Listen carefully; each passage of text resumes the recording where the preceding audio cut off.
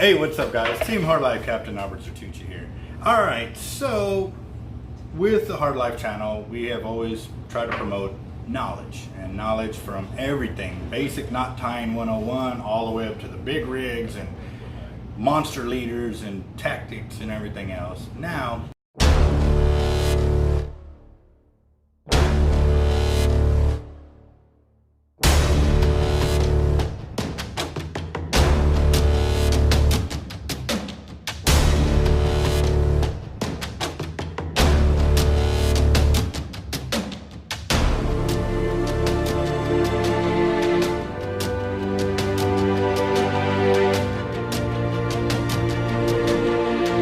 across this video that I should post, and the reason being is because while leaving a fishing spot I found a knife. Well, looks like a brand new knife, right? So I opened it up and I was you know what, I'm gonna use this knife, you know, to cut up some bait or do something real quick.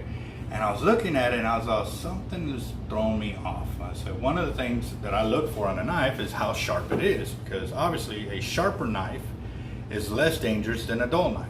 And yes, that may sound backwards, but in reality, that's the way it works. And the reason for it is because when you try to cut through something, if you put a lot of pressure into cutting it, you're exerting a lot of force on a piece of metal that is pointed on one end, and it'll slip and you can cut your finger. And so in reality, when you're doing your knives or you're cutting at home or you're chopping stuff up, the sharper it is, the safer it is, because when you actually cut, you're cutting nice and easy. You're not trying to force it to come through. So one of the things, like I said, when I looked at this blade, something caught my eye. And this is supposed to be a knife, right? But look how much pressure I'm putting on it, and it's dull. And the reason for that is because whoever was using it, when they were cutting on the concrete or cutting their bait, they were hitting concrete. So, you know, for everybody that's getting into fishing and buying cheap knives so they can use for bait or whatever it may be, or even your expensive fillet knives, always remember what surface you're cutting on, because if you're cutting on wood, you're great. If you're cutting on plastic, you're great. But if you're cutting on concrete, remember that sound in the background? That's you dulling your knife blade. Like right here, it's nice and sharp. I can feel it. I'm not gonna push my thumb against that. But right here, I'm telling you, it is thick. And I'm gonna give you a close-up real quick. All right, guys, so there you have it.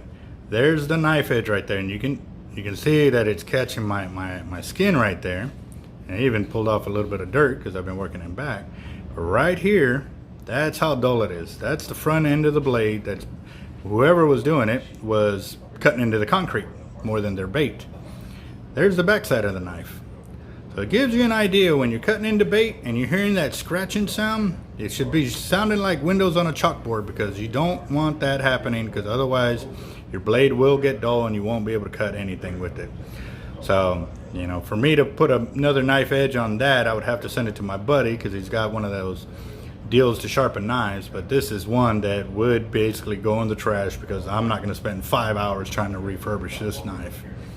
So again, there you go. Little food for thought, guys. It's a simple thing, but it will save you a pain or a lot of heartache if you stab or cut yourself. And this is one of the main things, a dull knife. You're gonna sit there and try to force it, and you're gonna end up cutting yourself or stabbing or something, you know, so not good. All right, guys, y'all have a good one.